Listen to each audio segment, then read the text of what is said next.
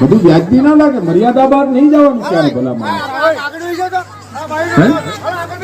એટલી માતાઓ બેઠી, એટલી બહેનો દીકરીઓ આપણી બેઠી, પૂછવાનું રાખ. મત દેવા હોય તો આપે, ન દેવાય તો સત્ય કરવું પીરસવાનું જ રાખવાની જરૂર છે. આગેવાન કરીએ અમારો રાજેશભાઈ. અરે રાજેશભાઈ દોરવણી આપે એમાં આપણે નથી આવતા તો પછી અપેક્ષા ન થાય. ભગોભાઈ બાર તો ઠીક છે. તો આ આપણે જોઈ શકીએ છીએ કે મતદારોને આ રીતે ધમકી આપી રહ્યા છે કે તમારે મત આપવો હોય તો આપો અને ન આપો તો કઈ નહીં. પણ હું તો આખું બોલીશ. થોડી વાર 2 દિવસ પહેલા આ જ કહ્યું, એને વિનંતી કરું છું, 2 દિવસ પહેલા જ આહિર સમાજના મિત્રો અહીંયા બેઠા હોય એને વિનંતી કરું છું કે રખેને ફૂલ નહીં ખાઈ જતા. જાહેર મંચ ઉપરથી કહું છું કે કાલે તમે જો રખેને ફૂલ ખાધી, તમે કાલે વિશ્વાસ તોડ્યો, કાલે ભરોસો તોડ્યો, તો તમે પણ તમારા માટે મારા દરવાજા બંધ થઈ જશે. તો મારા દરવાજા બંધ થઈ જશે એવું સ્પષ્ટ ધમકી આપે છે તાલાલા ભાજપના ધારાસભ્ય ભગા બારડે. આ જે કદવાર ગામમાં પણ મતદારોને પાણીનો પ્રશ્ન પૂછ્યો તો ત્યાં એની પહેલા જે વિડીયો જોયો તો ત્યાં પણ ફરિયાદ આપી. આ મહિલાએ જે પ્રશ્ન પૂછ્યો તો બારડ સ્ટેજ છોડીને એની પાસે જાય છે અને એની બોલતી બંધ કરી દે છે. તો મતદારોને પણ આ રીતે ધમકાવાના, બોલવા ન દેવાના પ્રયત્નો પણ બારડે કર્યા. મત માંગવા ગયેલા ધારાસભ્ય બારડે સભામાં પ્રશ્નો પણ ન પૂછવા દીધા. એક બાજુ બીજેપી ભારતીય જનતા પાર્ટી નારી વંદના નામે કાયદો પણ લાવી રહી છે 33% અનામતમાં વિધાનસભા અને એમાં, પરંતુ અહીંયા તો મહિલાઓને વાત કરવા પણ પ્રશ્નો પણ પૂછવા દેવામાં આવતા. ગઈકાલે પણ આજ આહિર સમાજની જે હમણાં વાત કરી તો એવી એમણે વાત કરી હતી. તો સવાલ એ આવીને ઉભો રહે છે કે કેમ આ રીતે નેતાઓ, ભારતીય જનતા પાર્ટીના નેતાઓ ધમકીની ભાષા બોલી રહ્યા છે અને એટલા માટે ગંભીર બની જાય છે. એમાં સુરતમાં તો બહુ ગંભીર ઘટના બની હતી અને એમાં જે કંઈ આખી ઘટના બની એ અત્યંત ગંભીર હતી. એટલા માટે કે મહિલાઓના કપડાં ફાડી નાખવા અને મહિલાઓને ધક્કો મારીને પાડી દેવાની ઘટના બની. ત્યાં સીસીટીવી ફૂટેજ પણ જોઈ શકે છે. સુરતની ઘટના.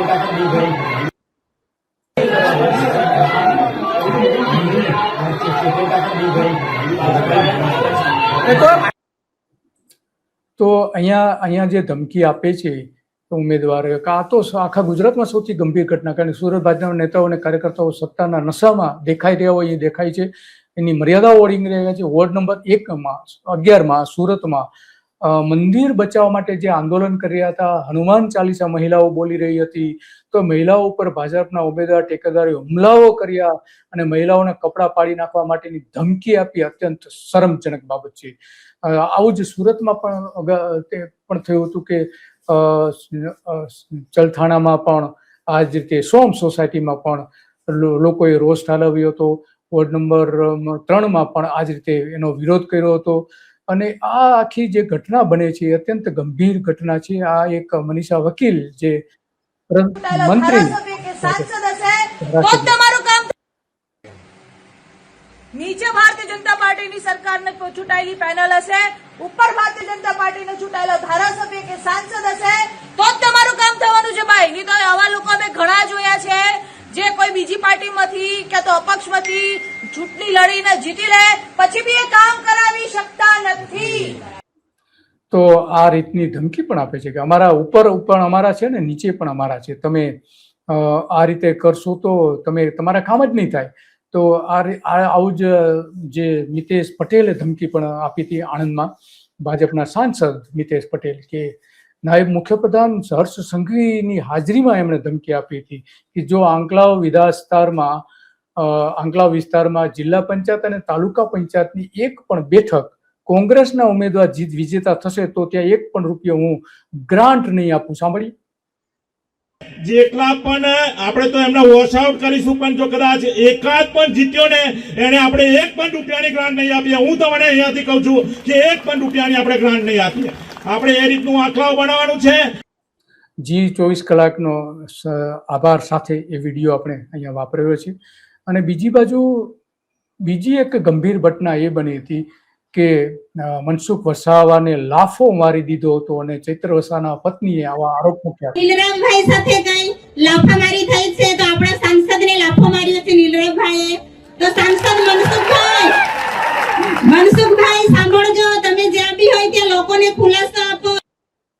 લોકોને ખુલાસો આપો મનસુખભાઈ, તમને લાફો મારી ગયા છે ભારતીય જનતા પાર્ટીના કાર્યકર્તા અને ગણપત વસાવાના પત્ની છે અને અધ્યક્ષ આદિવાસી મોરચાના અધ્યક્ષ ચૈત્ર વસાવા ઉપર પણ આરોપો મૂક્યા હતા. ગણપત વસાવાએ મનસુખ વસાવા સામે જે આરોપ મૂક્યા હતા પછી એની પેલા આ જ રીતે વેચા કે ચૈત્ર વસાવા જે છે એ આદિવાસી મહિલાઓનું શારીરિક શોષણ કરી રહ્યા છે. ચારિત્રલક્ષી આક્ષેપો એમણે કર્યા હતા. પક્ષના કાર્યકર્તાઓ બહેનોનું શોષણ કર્યા છે એવું પણ એમણે કહ્યું હતું.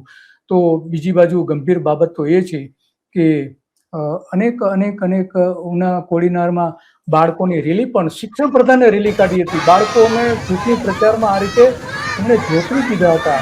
આ જોઈ શકીએ છીએ બાળકોને ચૂંટણી પ્રચારમાં આજ શિક્ષણ પ્રધાન અને ત્યાંના દિનુ બોગા સોલંકી જે પૂર્વ સાંસદ છે એમણે આ રીતે